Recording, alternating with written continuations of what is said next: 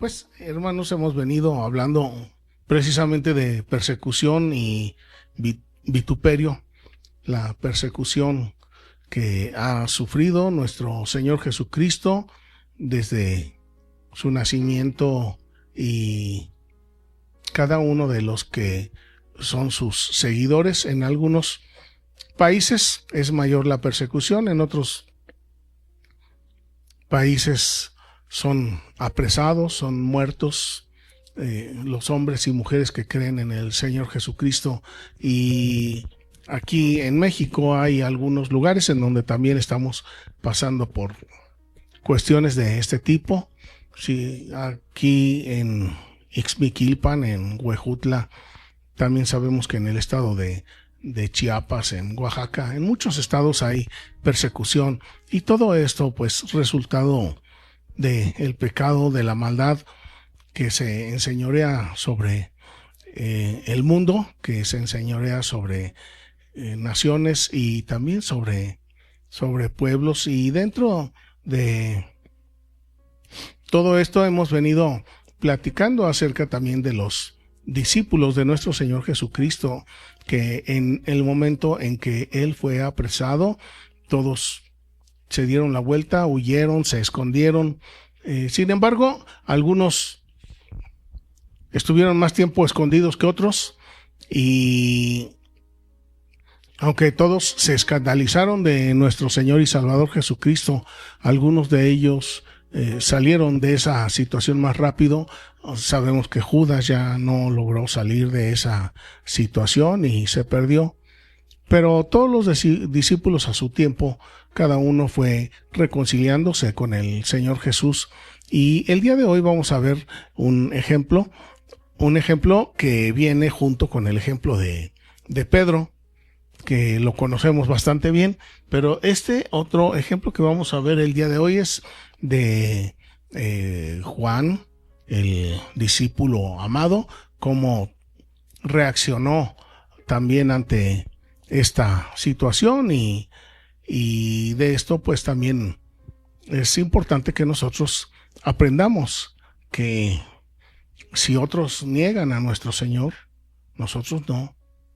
Nosotros, aunque no digamos que preferimos morir que negarlo, pero que así lo hagamos.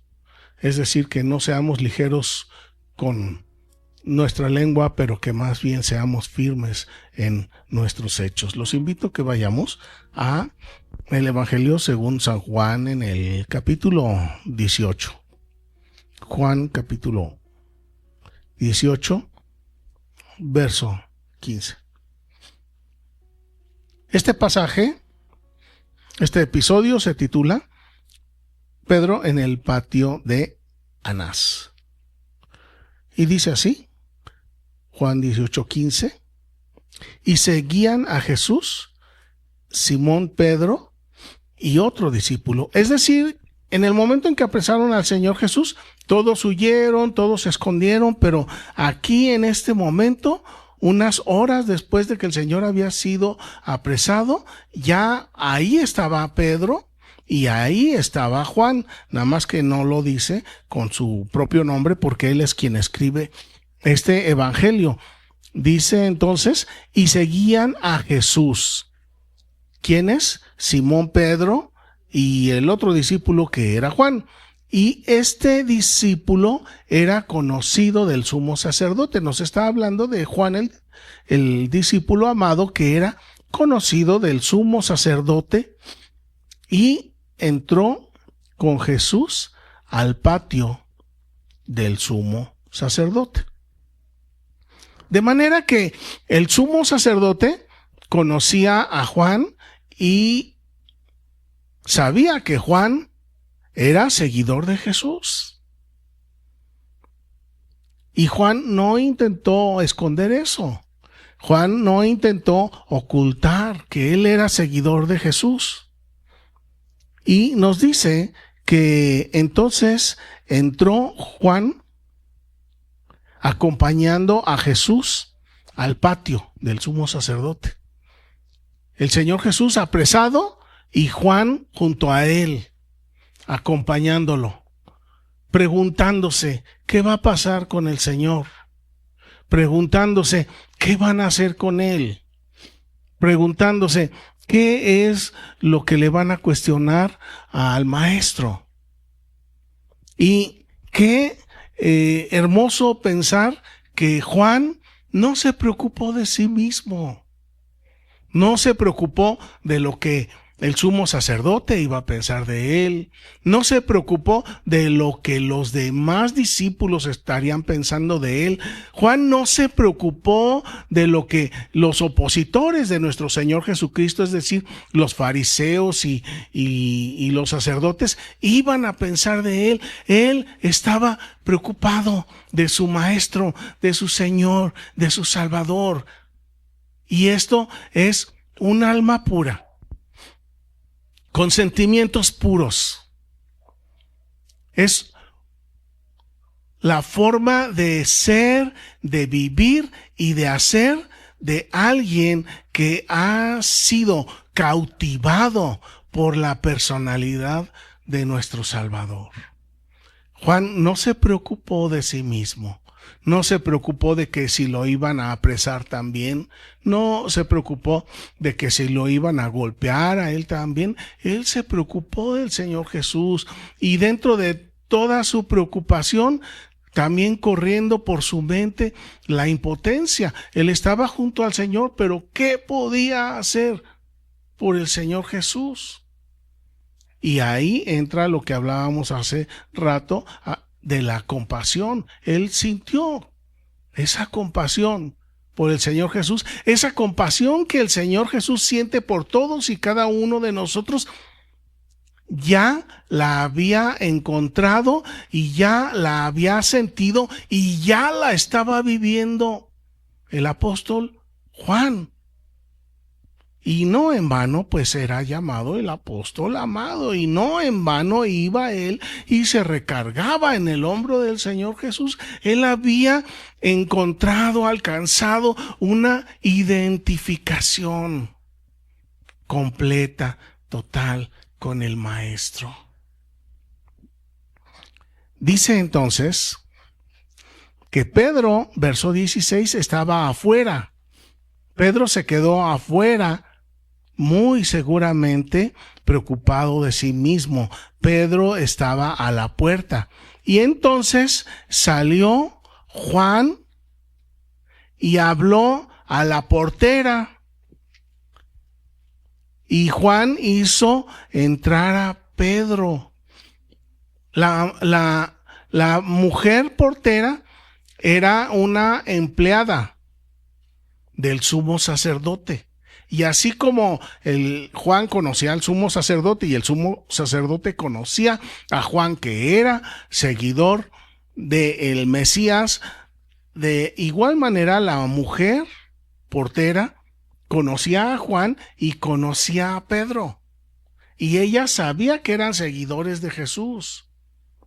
Y Juan, preocupado del Maestro, pues está tratando de darle al Señor Jesús mayor compañía que la de él mismo, es decir, la de Juan.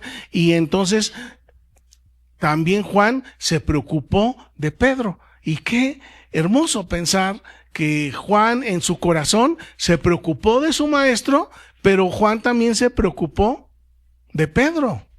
¿Y qué no es esto lo que el Señor Jesús enseñó?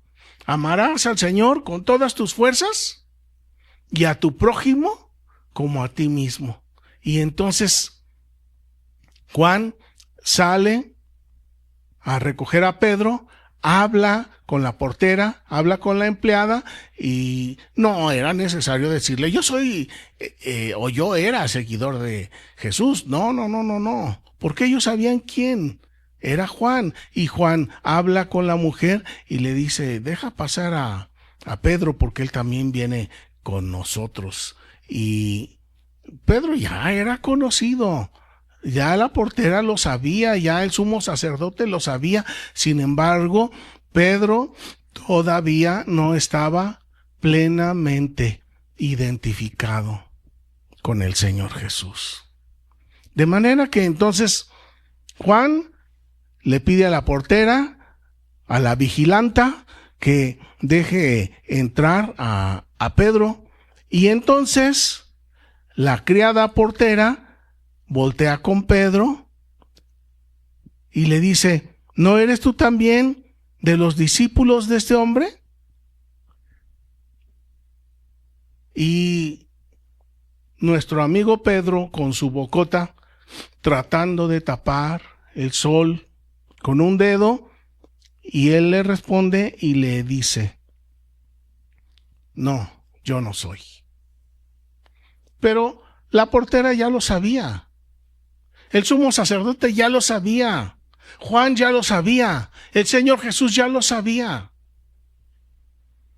Pero es algo importante que nosotros consideremos que, pues, nosotros también, ¿qué haríamos? ¿Nos portaríamos como Pedro, como la mayoría de los discípulos que huyeron y desaparecieron, o seríamos como Pedro, que reapareció, pero para avergonzarse del Señor Jesús? O si fuéramos lo deseable para nuestro Señor y Salvador, que actuáramos como Juan, que apareciéramos, pero no para avergonzarnos, sino para reconocerlo, que apareciéramos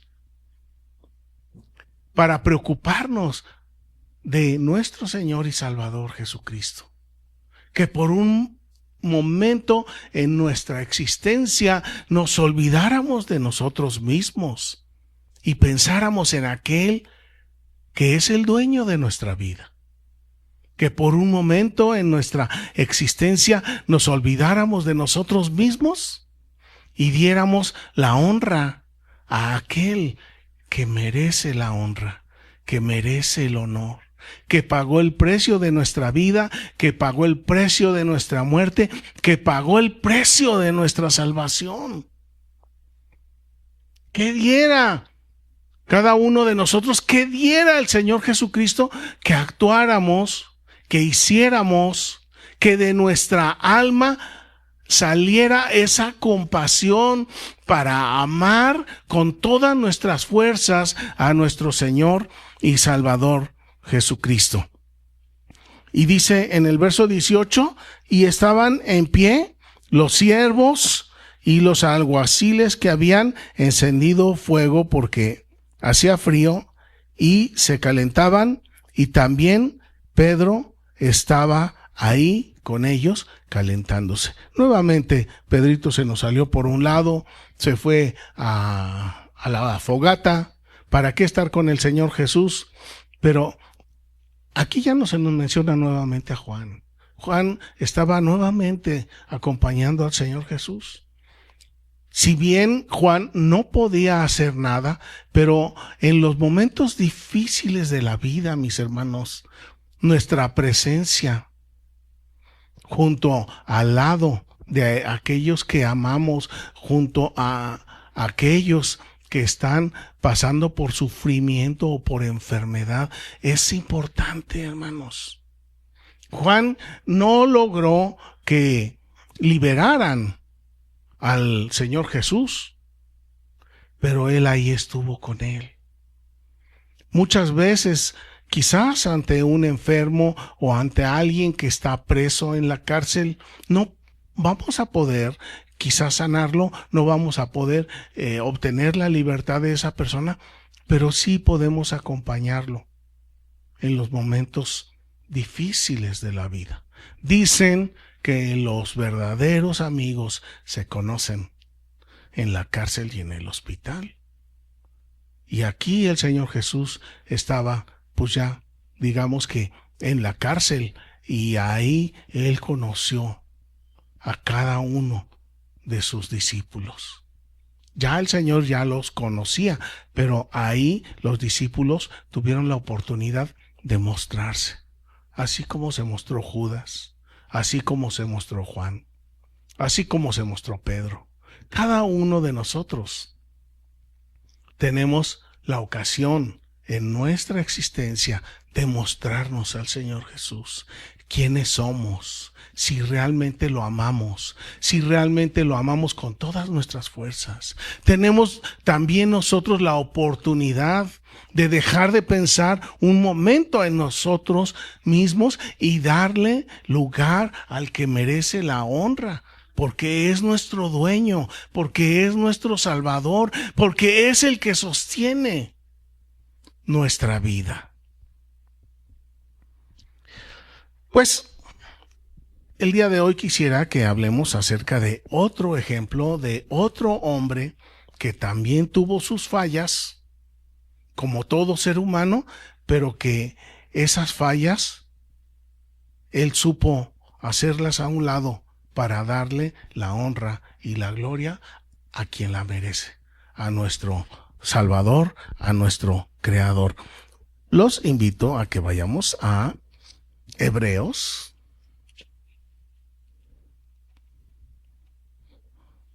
¿Ya saben de quién vamos a hablar?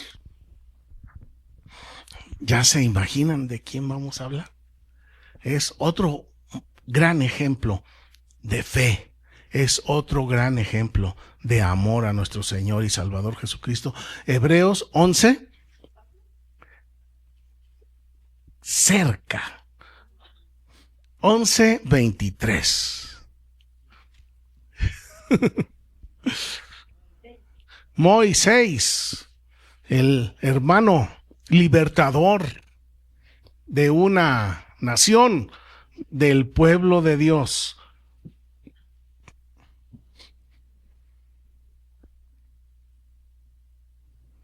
El Señor Jesús estaba con Moisés cuando Moisés estaba liberando al pueblo de Israel de Egipto.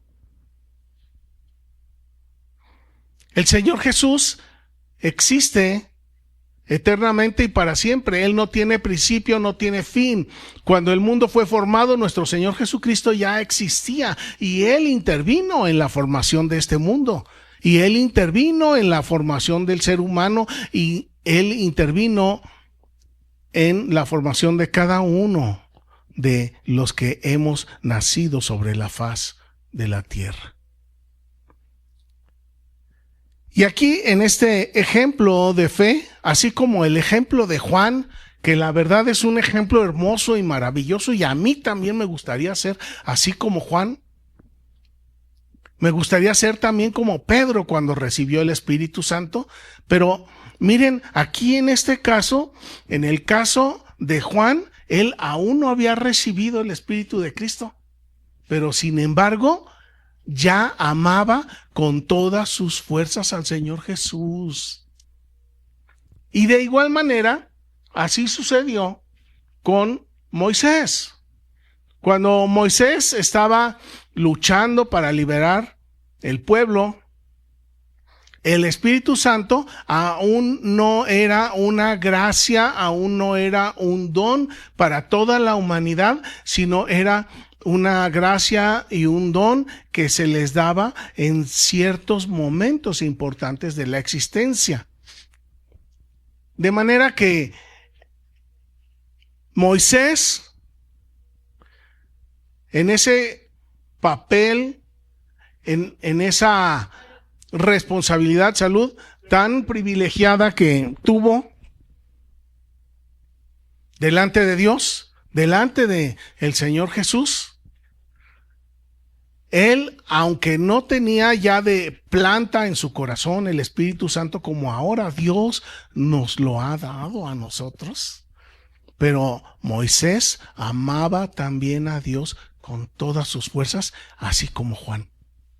Y mire lo que dice aquí, verso 23 del capítulo 11 de Hebreos. Por la fe, fue por creer, por la fe. Moisés, cuando nació, fue escondido por sus padres por 3 meses porque le vieron niño hermoso y no temieron el decreto del faraón. Por la fe, Moisés, ya grande, rehusó llamarse hijo de la hija de Faraón. Y Moisés escogió primero el ser maltratado con el pueblo de Dios que gozar los deleites temporales del pecado.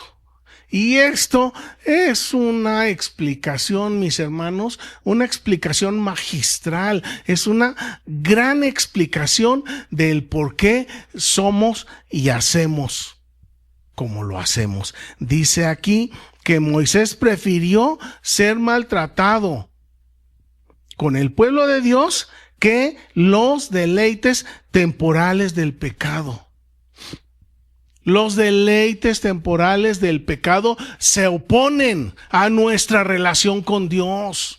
Los deleites temporales del pecado estorban a nuestra vida espiritual. Los deleites temporales del pecado son un obstáculo para que nosotros amemos a Dios con todas nuestras fuerzas. Pero todo esto, ¿de quién depende, mis hermanos?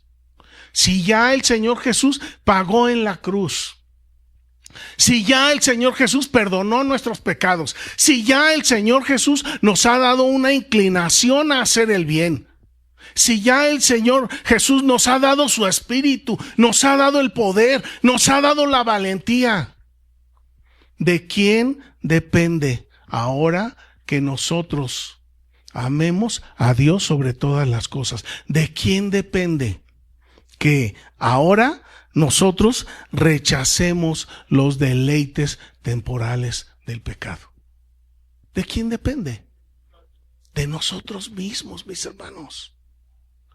¿Cuál era la diferencia entre Pedro y Juan si los dos habían sido discípulos? Y los dos discípulos muy cercanos. Sin embargo, el uno sí amaba a Dios contra viento y marea, y el otro se asustaba de los criados, porque en Juan había un completo y absoluto amor y preocupación por su Salvador. Y eso es lo que el Señor Jesús quiere de nosotros, mis hermanos. Que así como Moisés rechazó el ser un faraón, que así de igual manera rechazó los deleites temporales del pecado, que de esa manera él prefirió ser maltratado con el pueblo de Dios.